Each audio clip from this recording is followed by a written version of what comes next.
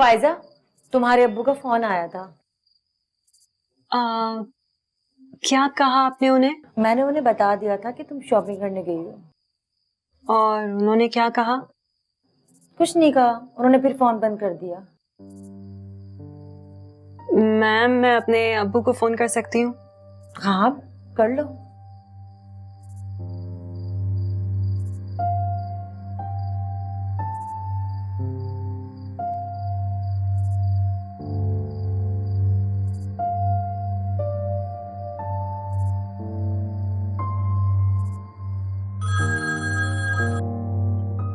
Hello. अस्सलाम वालेकुम अब्बू, फायजा बात कर रही हूँ। फायजा, आ गई तुम रात को सैर सपाटे करके? फायजा, तुम्हें इस बात का ख्याल रखना चाहिए कि तुम एक शरीफ इंसान की बेटी हो। अगर खुदा ना खास्ता तुम्हारे साथ कोई ऊंच नीच हो गई तो बदनामी तो मेरी होगी ना। मेरी इज्जत ये गवारा नहीं करती कि तुम रात गए तक मार्केटों में घूमती रहो। अब्बू, कुछ जरूरी चीजें चाहिए थी, बस वही लेने गई थी। बस करो फायजा, खरीदारी करनी थी तो तुम दिन में भी कर सकती थी। हॉस्टल में रहने का यह मतलब नहीं है कि तुम अपनी हुदूद ही भूल जाओ। सारी उम्र परेशान रहा हूं मैं तुम्हारी वजह से। अब इस उम्र में तो कम से कम मुझे चैन से जीने दो। तुम जानती हो कि आज तुम्हारी वजह से मुझे राबिया के सामने कितनी शर्मिंदगी का सामना करना पड़ा है। सॉरी अब्बू, आइंदा ऐसा नहीं होगा। और ये जॉब का क्या मामला है, मुझे ही नहीं बताया तुमने? अब्बू, बस मैंने इंटरव्यू दिया था, उन्होंने फौरन ज्वाइन करने का कह दिया।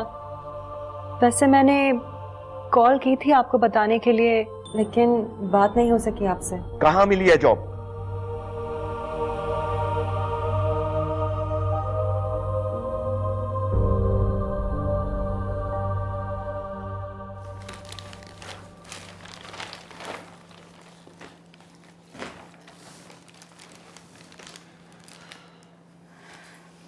तो करवाएं अपनी खातिर तवाज़ु।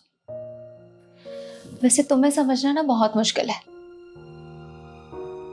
उस बाप के लिए परेशान हो रही हो जिसने आज तक तुम्हारी परवाह तक नहीं की।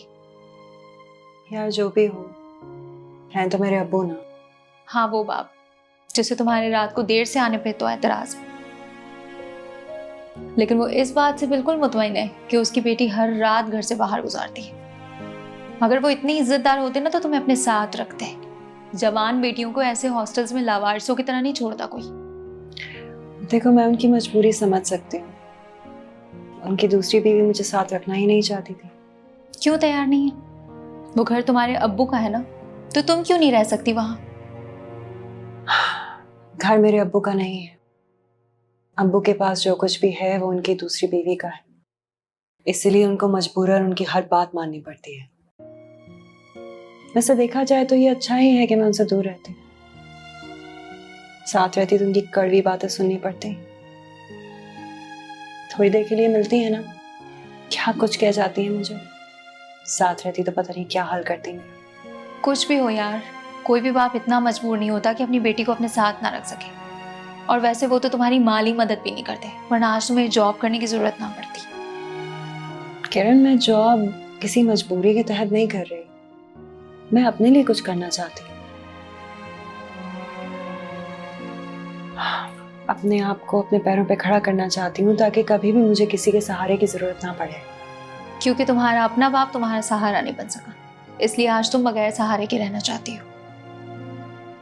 भाई, मेरी जिंदगी का तो यही उसूल है, जिसे मेरी परवाह नहीं मुझे भी उनकी परवाह नहीं।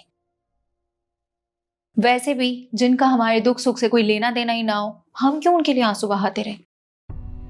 मैं तुम्हारी तरह नहीं बन सकती किरण। आज भी मेरा दिल ये सोचकर खुश हो जाता है कि कम से कम मेरा बाप तो है। भले ही मुझे अपने साथ नहीं रखते, लेकिन मेरा हाल अहवाल तो पूछते रहते हैं। कभी मेरे लिए दुआ भी कर लेते होंगे।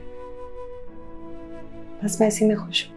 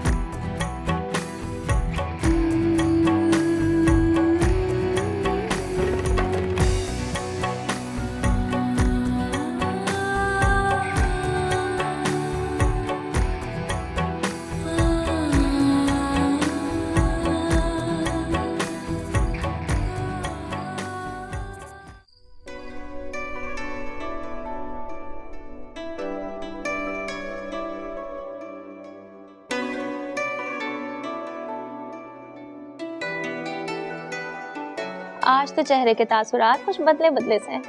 लगता है किसी खास इंसान के बारे में सोचा जा रहा है। ऐसी तो कोई बात नहीं है। ऐसी बात तो है, क्योंकि आज से पहले मैंने तुम्हारे चेहरे पर संजीदगी और फिक्र देखी थी, लेकिन आज मैंने तुम्हारे चेहरे पर खुशी और इत्मीनान देखा है, या फिर ये कह लो कि वो खुशी देखी है जो किसी खास चीज के मिल जाने से मिलती है। क्या अजीब बातें कह रही हो? हाँ, और ये तुमने चेहरा पढ़ना कब से सीख लिया? एक तो तुम भी ना हमेशा अंडर एस्टिमेट करती हो मुझे। मैं तो सोच रही थी कि मेरी जॉब को पूरा 1 महीना हो गया और मुझे मेरा पहला पेचेक मिलने वाला। अच्छा, तो ये खुशी पैसों की है? मैं तो कुछ और ही समझी थी। तो अपनी सोच अपने पास रखो। सुनो, मैं सोच रही थी कि अपने पहले पेचेक से अब्बू के लिए मिठाई लेकर जाऊं। उन्हीं की बदौलत तो आज मैं जॉब करने के लायक हुई हूँ। उन्होंने मुझे पढ़ाया लिखाया, इस काबिल बनाया। हाँ हाँ, शौक से लेकर जाओ मिठाई, फिर अपना उतरा हुआ चेहरा वापस लेकर मत आना। तुम्हें पता है ना, उस घर में तुम्हारी खुशी से कोई भी खुश नहीं होता। अच्छा तुम सो जाओ, वक्त आएगा तो देखी जाएगी। Good night. Good night.